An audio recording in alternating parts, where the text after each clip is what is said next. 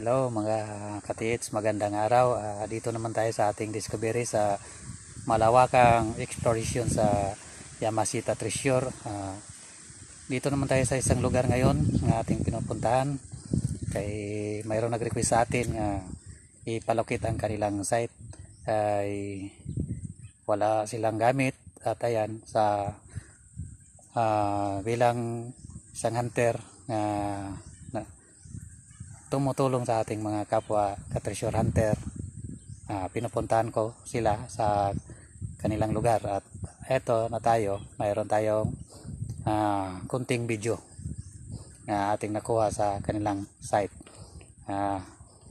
pinapalukit. At bago tayo magsimula,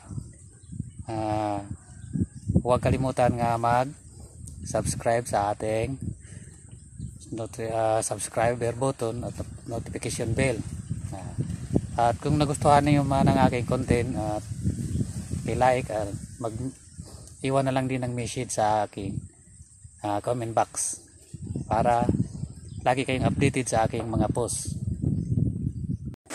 Ito yun ang area na ating pinuntahan, napakagandang area ito, at yan nga lang kay andyan sa tubigan ng ating target na natamaan sa ating long range gold locator mga katits.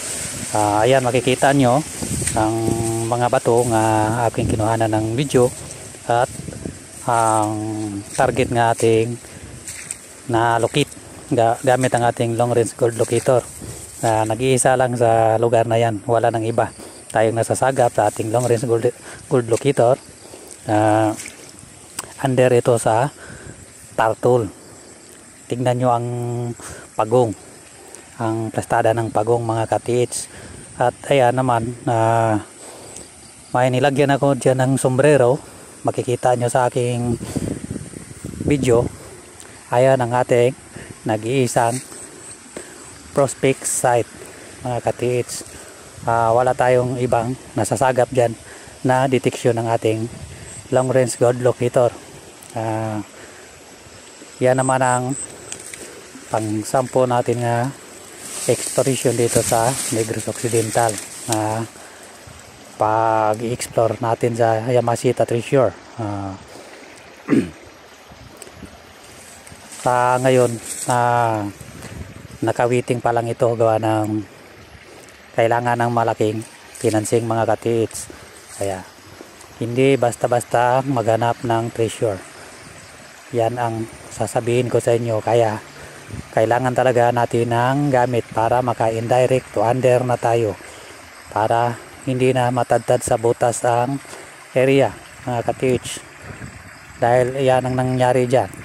At ito yung tinatayuan ko, yan ang ating target mga katich. Ayan, makikita nyo yan ang buhos ginawa ng mga Haponis, dahil dyan